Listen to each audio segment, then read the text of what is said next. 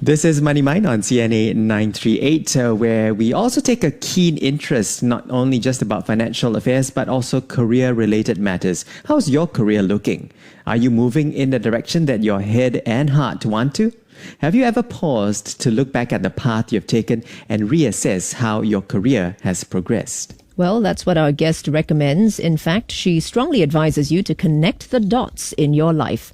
Individual dots or nodes may appear insignificant on their own, but when you connect them all up, you'll begin to see a pattern, a journey, and a picture emerging of where you've been that's led to where you are today. And this will also help you appreciate and be keenly aware of the dots up ahead that will also shape your future. Well, right now we have with us Shirley Taylor, founder and CEO of STTS Training. Shirley is a communications expert who's a global speaker, trainer, and also author. She's written 16 books, almost all to do with email and business writing skills. And her latest book that she'll be launching in a couple of days is based on her own journey of connecting the dots in her life and how they've led her to achieve what she has in her career today. Shirley, good to have you back on our program today. How are you? I'm really good. Thank you, Stanley. And we learn lovely to be here. Now, Shirley, take us back to the time that you were writing this book. Did it all happen during the pandemic, especially when Singapore went into circuit breaker mode and you had all that time stuck at home to be able to put some writing down? Actually, it didn't. This book's been like a journey for many, many years, a real labor of love. And I didn't write during that time. I'd actually delivered the final manuscript to the publishers early March, just before I went on a trip to the UK.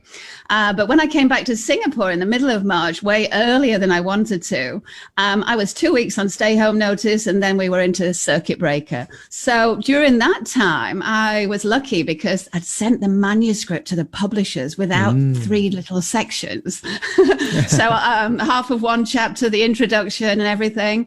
So circuit breaker was good for me just to knuckle down and crack on with all the missing bits. And did the circuit breaker itself contribute a chapter or 2 in this book? I mention it. I mention lockdown and I mention COVID-19. I mention it a lot because I think it's given me a lot to reflect on in many respects. Yeah, well, you had been living in Singapore for, I believe, 18 years, and you had planned a permanent return to your native England a few months ago, and now you're back in Singapore for your book launch. Have all those lockdowns, travel restrictions, I mean, this whole crazy pandemic that's, thrown our travel plans out the window, has it affected your own plans with regard to your own personal and professional life?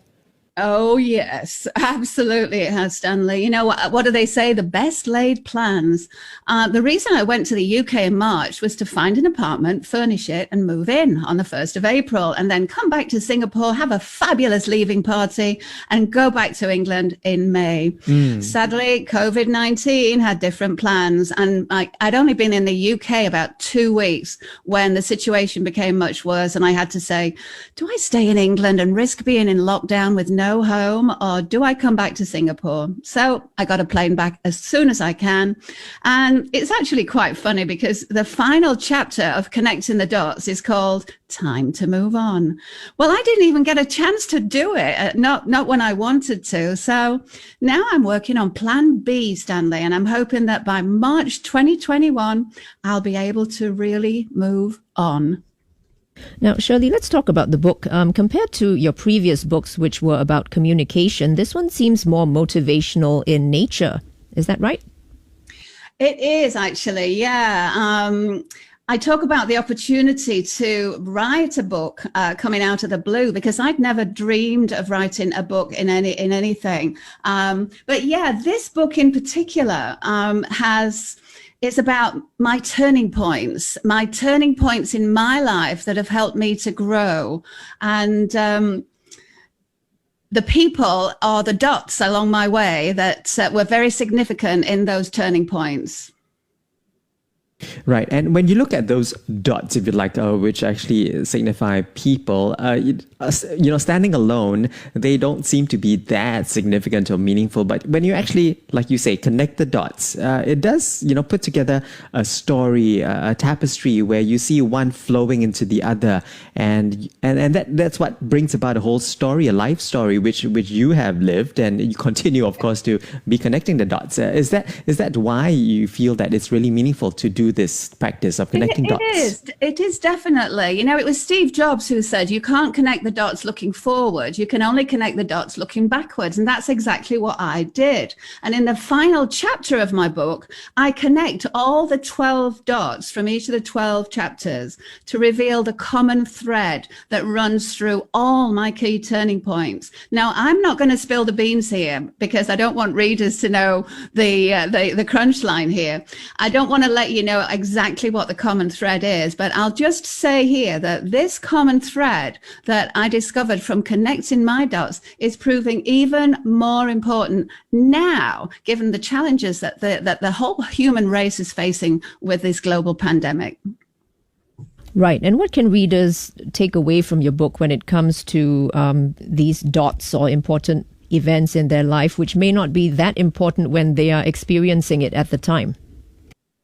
You know what? I talk about so many things we learn in my book about getting out of the comfort zone, about how passion will lead to our purpose, how we've got to grab opportunities while we can. And hopefully readers, from reading my stories and from reading the stories from 12 guest contributors as well, they'll realize, if Shirley from Sheffield can do this, so can I.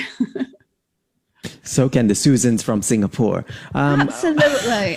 Indeed, Yeah. So, well, part of your book, you did cover comfort zones. So let's do a little bit of a teaser here about what comfort zones are that you mentioned in your book. And you say that, you want to challenge readers apparently not to stay put in their comfort zones. But aren't comfort zones a good thing? You know what, Stanley? I've been struggling with comfort zones from a very early age, and dealing with getting out of my comfort zone is something that I constantly have to kick myself up the you-know-where for. I'm not really sure that there's anything good about being in a comfort zone, because when you're in a comfort zone, there's no stress, there's no worries, everything's familiar, you're doing work that's manageable, it's not pushing you too far. But as a good friend of mine, Nishant Kasibatla, who shares in my book, as he says, there's no growth in the comfort zone. Now, I could have stayed in my comfort zone so many times. In chapter 2, I talk about something that happened in 1981 that really pushed me to the limits. But what happened then was I got out of my comfort zone. I pushed myself. I achieved success. I was super, super happy about it. And then I became more confident and I became a risk taker. And the great thing about this is the more that cycle repeats itself, the bigger risks you take. So again, going back to my good friend Nishant Kasibatla, in chapter 2, he says, you have to get out of the comfort zone and move into the growth zone. All right. Sounds like comfort zones can be death valleys if we stay too long in that zone. Absolutely. Yeah. Now, also for our women listeners, they might be interested in some space that you've also devoted to talking about women and change and women's blind spots. What's important for women to recognize in this regard? Yes. In chapter 3, I wanted to share an interview that I'd held with a women's leadership expert, Sally Helgeson. And I'm just so blessed that people that I approached to share things in my book just said, yes, Shirley, of course. So one example that Sally gives is that women tend to they take feedback to heart and they feel bad about it. Now, I know from personal experience, this was very true for me. For example, when I was president of Asia Professional Speakers, I wanted to crawl under the table and cry when I received feedback. But I learned to crawl away from the table and toughen up and feel grateful to the person for giving me the feedback and then turn it into a positive. And that certainly has helped me become stronger and not weaker. So that's one of the blind spots. And I think there's something else that I think it's worth mentioning here, Stanley, and that's the imposter zone. I think a lot of men as well as women suffer from the imposter syndrome. And I've suffered this from all my life. I even suffer from it today. I'm going to put my hand up. It's like, me, I'm just Shirley from Sheffield. Me, how can I write a book? And that's continued all my life. But you know what I've learned? I've learned that we have to change the script because we are worthy. And that's what's important. Just changing that narrative sometimes in our head. We all are worthy. And tell us about the importance of collaborations and teamwork and how it's helped your career. You know, Whelan, I'll never forget my dad coming home from work many a day telling us about some colleagues who've been promoted. And they became what my dad called the big I am. They lord their new position over people like my dad who were once their friends. So when I lived in Bahrain, I called my mom and dad to tell them that I'd been promoted to head of department. And my dad said, just because Shirley's left Sheffield, it doesn't mean she should forget her roots. Don't you become the big I am. That was me with my Sheffield accent. So, you know, I think we can all work together so much more when we work as a team. And that's exactly what I did then, taking my dad's advice. I didn't just sit in my own office as head of department. I got my colleague to come and sit in there with me. We shared everything. We ran the department together, and I shared the responsibility with her, and I also acknowledged the support that she gave me. There's a great story in my quote and a quote from Frederick Harron that says, leadership is about getting everyone to feel that they are better together. Better together. I like that. We are speaking with Shirley Taylor, and Shirley's just written a brand new book, which officially will only be launched in a couple of days, but we are giving you a preview as to what her book is about. It's titled Connecting the Dots to Inspire the Leader in You. Now, Shirley, you've also got a section in that book about leading from the heart, not the head. Why is this important to include in the book? It's something that I've always been really passionate about in my speaking and training. You know, we talked about me writing communication and email books. So I've always talked about communicating with heart, really putting feeling into whatever we do.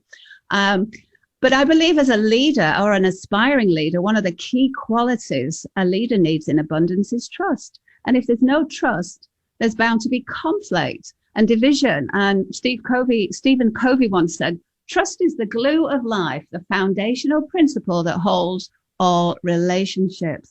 So I think leading with heart and being trustworthy is something that leaders and aspiring leaders need to show every day and not just talk about it, but walk their talk. And in chapter 9, I share many ways that individuals can do this. And one of them is by showing vulnerability. Andrea Edwards also shares in this chapter that on social media too, people want you to lead with heart and show your true, authentic self.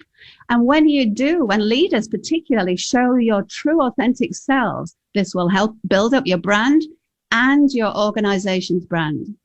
Right. So you don't have to always, show like, you know the answers to everything, that you're able to call the shots, and, yes. You are the great I am, like you say. Exactly. And, show some humility. Just because we climb the ladder, we've got to show humility and don't be egotistical and accept that, this is a mistake. I made a mistake, and own up to that mistake if necessary, and take in accountability for any errors so people can see the real you, and then they're more likely to trust you in return. Sounds like the current tennis superstar Novak Djokovic, who had that incident, which you might be aware of. And he did own up on social media to apologize to what he did to that lines judge.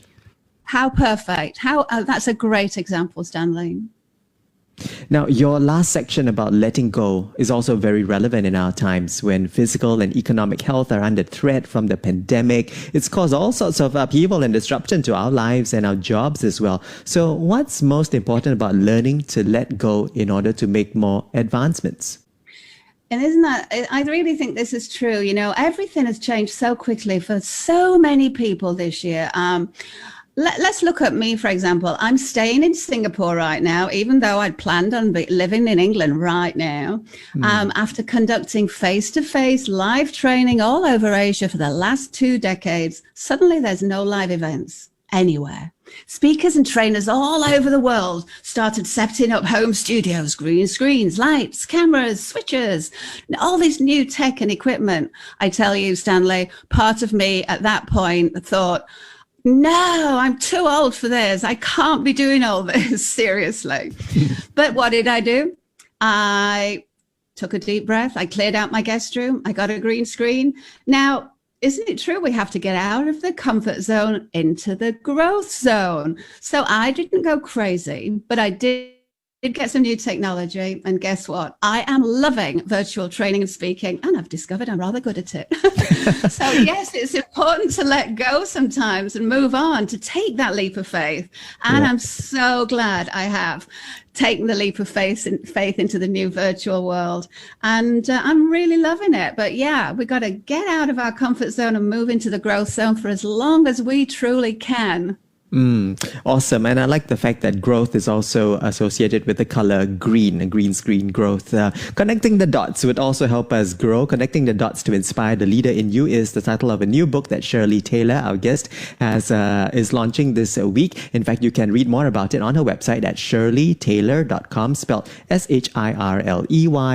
SHIRLEYTAYLOR.com. And from there, you can click on books and you'll be able to read up on a little bit on the book and also even download a free e-sample on that book as well. Thanks, Shirley, for speaking with us. Wishing you much success as you continue to connect more dots for the path in front of you. Thank you so much, both of you.